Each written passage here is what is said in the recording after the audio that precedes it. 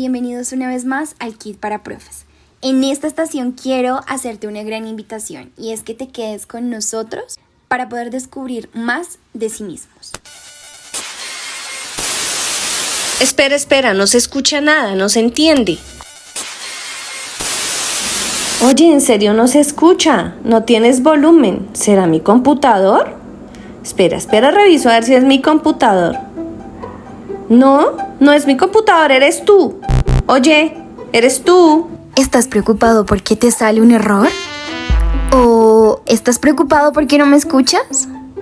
¿O estás muy preocupado porque piensas que es tu problema? Alégrate, no eres tú, soy yo. Y esto está totalmente planeado. Así que te invito a que te quedes acá porque va a empezar un tema muy interesante. El movimiento desde las características de la voz. Muy bien, gracias por estar en esta parada. El día de hoy vamos a hablar de algo que tiene que ver con el movimiento. Así como hemos estado hablando del lenguaje corporal, acuérdense que también hay un lenguaje desde lo vocal. Cuando vinculamos entonces el lenguaje corporal y vocal sería el lenguaje corpo-vocal.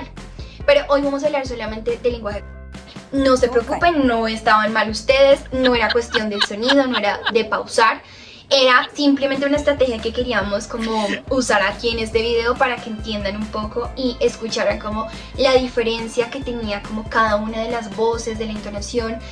Muy bien, si estamos hablando del movimiento y ahora lo vamos a hablar desde la voz, quiero contarles que este movimiento está muchas veces desde las intencionalidades, la velocidad, el ritmo al hablar.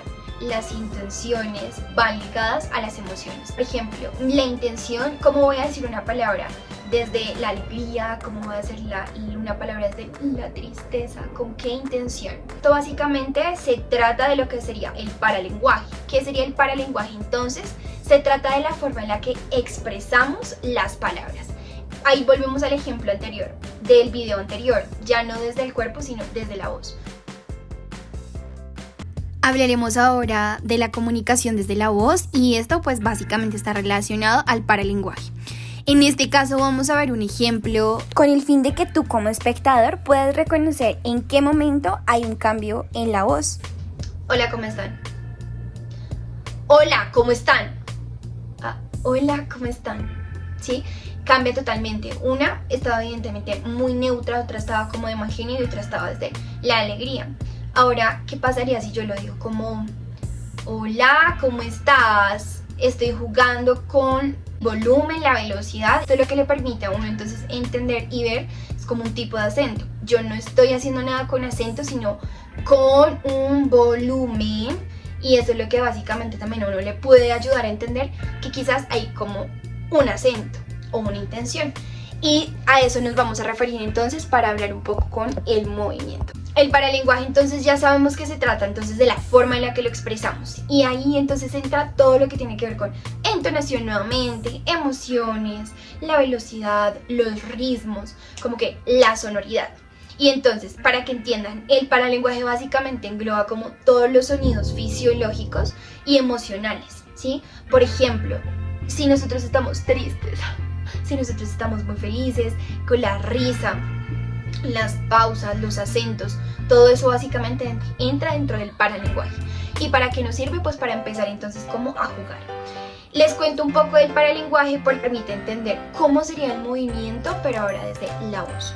Ya no solamente desde los gestos, la corporalidad, sino ahora vinculamos la corporalidad con el paralenguaje, ¿sí? Con lo vocal. Nuestra mayor intención, que todo lo que están aprendiendo, la importancia de la comunicación desde lo corporal, desde la voz, puedan como mezclarlo. Ahí quizás fue como muy enfática. ¿Con qué fin? Pues con que evidentemente si lo estamos aprendiendo, si lo estamos hablando, ustedes también puedan empezar a reconocerlo. Como que en algún momento están viendo y Gabriela usó los gestos, Gabriela usó las entonaciones, Gabriela usó las pausas, los silencios, el acento, las emociones y demás. Como ya entendimos un poco en la teoría, ahora quiero que vean un ejemplo conmigo. Ok, ejemplo número 1. El paralenguaje es el que se compone desde diferentes partes, como lo son los acentos, el volumen, la intencionalidad. Ok, ejemplo número 2. El paralenguaje es un lenguaje en el que se compone desde diferentes partes, como lo son los acentos, el lenguaje de la voz, la entonación y la velocidad y el ritmo al hablar.